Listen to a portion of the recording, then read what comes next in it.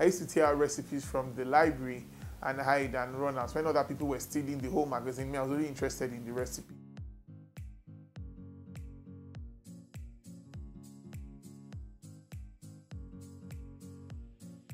This is not all the time you get to enjoy a delicious meal, not at least from a renowned chef. Guys, in this fresh episode of the CEOs Interview, I present to you Gbugbemi Fregene. He's a French-trained professional chef who has done really well for himself. We shall be speaking to him today on how he has managed to grow his brand to become a talk of the town and by all and sundry. My name is Adebusola Oyorinde. You're watching Night.com TV. Hi, my name is Gbugbemi Fregene. I'm also known as Chef Fregz. I cook for a living and I'm a chef. A little bit about my family background. I born to the classic nuclear family, mother, father, son and daughter, like complete. So in social studies, I related very well to that nuclear family concept because there wasn't even an extra child to tip the scale. So that's my nuclear family. I come from a very big extended family as well on both sides. We grew up in Benin, very simple life. What inspired me to become a chef was still very simple. My mom and my aunt Rosalind. I grew up eating very good food. If my mom's palm oil stew, I always use my mom's palm oil stew because it's one of the greatest today. Then my auntie Rosalind was the one who took it a step further. She was the one that opened my eyes to a world of what in Nigeria we call continental cuisine, which irritates my soul. I rather that we call it, foreign food or, whatever cuisine it is. So my auntie opened my eyes up to things like beef in black peppercorn sauce, which she still makes till today, and she's better at it than me because she's making it for maybe 40 years now. So my aunt had, in '99, more or less single-handedly catered her husband's 50th birthday, and guests were surprised that they had, well, I would say more authentic Chinese food than what you find today at the party. She made one of the times where Chapman was now really gaining more popularity, and was one of the first people to do it homemade. She didn't get a drinks vendor.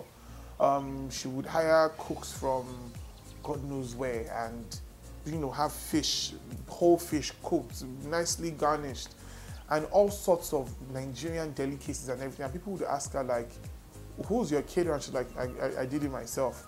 So just picking up from both my mom and my aunt, like I said, my mom was more the home cook, but her fried rice was epic till tomorrow. She ran a small food kiosk next to my aunt's, her sister, Auntie Rosin's photo lab in Benin. So I woke up to great sausage roll, great meat pie from my auntie Helen Awala actually. But my mom used to sell those, and just good stew, good chicken, good turkey. Like, my mom's food was always different from everybody else's food. So I started to question, how do you make this?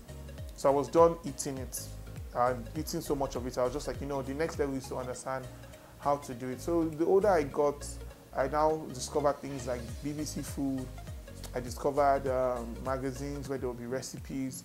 I used to tear out recipes from the library and hide and run out. When other people were stealing the whole magazine, me, I was really interested in the recipe. So getting gifts like Jamie Oliver's cookbook called Cook was one of the biggest gifts or best gifts I ever got. My auntie Lola gave me that. So I just started building up this thirst and knowledge for food and just seeing, and I think for me was seeing people like Jamie Oliver and Ainsley Harriott on TV cooking. I was just like, these are men, because as an African child, the man doesn't cook, right? In quotes, rather. So it was just, I said, this man doesn't have two heads, and he looked like he's having fun while doing it. He doesn't look unhappy. He looks very fulfilled. I mean, at the time, I didn't think of it as fulfilled. I just thought that this guy is doing it, doesn't have two heads. I started doing my own falls, my own cooking shows in my kitchen, any kitchen that I found. I always imagined there was a camera in front of me, and I would just cook from concoction, whatever, to stuff that actually started making sense. For business, how has the Nigerian market helped me? At the time I came, people like to tell me that, oh, you pioneered something. I would like to think that the only thing I pioneered really was just being proud of who I was as a chef. There have been chefs before me, but there was nobody that came out boldly, young especially, to be like, look, this is what I'm doing, period. And at the time, being a chef was looked at as, you're the help, you're the... Another one thing I don't like about when people look at the help. The help is someone that is helping you. Without them, it's really impossible to do stuff. So, but we just attached a certain level of low respect. I don't want to call it disrespect. Kind of mixed together, kind of a cocktail of little respect and disrespect to such people. So, but the Nigerian market saw someone like me who was bold and very confident in what I was doing. I went to school for it. I went to Le Cordon Bleu in Paris. And they saw that, look, for somebody that took so much seriousness to own and know his craft, let's see what he has to say. When I started on my own, how much did I make? I wasn't really counting, but a memorable story is my friend Victor Mbanisi, it was their mom asked me to do something for their graduation party. So I said I was going to do some barbecue. So I gave her a bill of 100. This was 2008, I believe. Yes, 2008. It was summertime, or as we call it, rainy season time, and it was a bill of 124,000. My mom helped me do that bill because I didn't know how to cost. So my mom said, look, do it like this, do it like this. And it was a total of 124,000. My friend's mom had the laugh of her life and didn't bat an eyelid and gave me 50,000 and said, Gbugbemi, work with that. So I had to recreate what I had quoted 124,000 for and did 50K. So I didn't take anything home. I think I spent all the money just making sure that, look, this party has to rock. I think maybe if I saved money out, or maybe 8,000. But it opened doors. Wow, if I wasn't a chef, what I'd be doing? I'd have been working in human resources because I studied human resource management in university. I went to Covenant University. I really wanted to be a suit because actually before I wanted to be a chef, I spoke to an aunt. I said, oh, it would be nice to work for a bit, make some money, then eventually move. But another uncle of mine, after I'd done a lot of thinking, praying, that said, look, you need to face what you want to face. And that was what helped me make that decision. People ask me this all the time, and I don't think, the truth is I'm not a fussy eater. I'm the simplest person to please when it comes to food. But people don't believe me. People think that when people invite me over to their homes, they're like, please, oh, it's not on your level. I'm just like, guys, have several chills. But the same problem is when you just don't do something I don't like, I now tend to be like, and people now assume that I'm being chef. I'm just like, no, I'm a human being. I like what I like. But I'm very easy when it comes to cooking. But I find that at the same time is that I would not just really allow somebody else cook just because I just like to cook, not because I don't like the other person's food. The culinary industry and the future of chefs in Nigeria, it's a very bright one. I know that's sort of very, rainbows and butterflies to say, but it's bright because, I don't know, it's like release the Kraken. It feels like Pandora's box was unleashed because there's so many chefs that are on ground now, and there are people, there's going to even be more.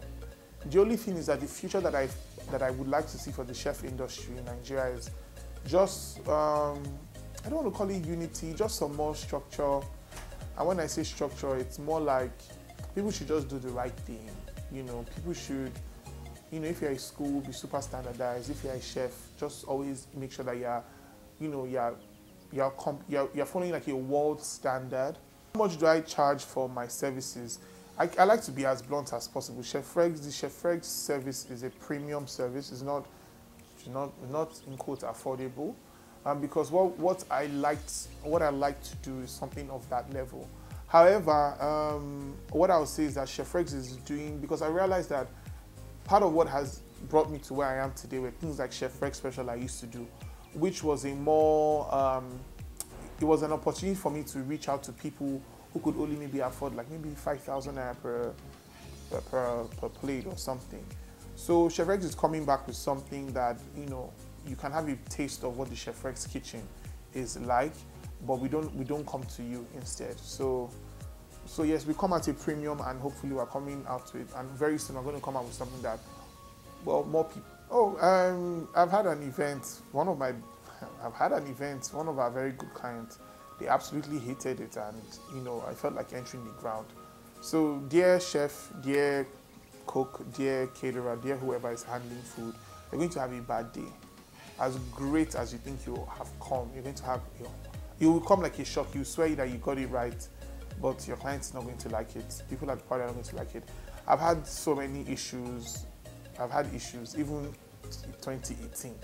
So those days are days that you cry a little, you cry a lot maybe, you question everything.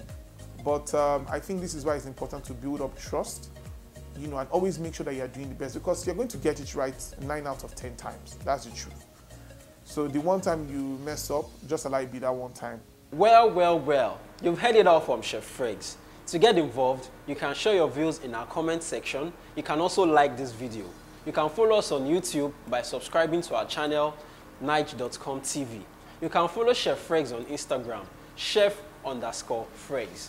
Do you have a business? Do you have a company? You can contact us at info@corp.nige.com. My name is Busola. Stay with us.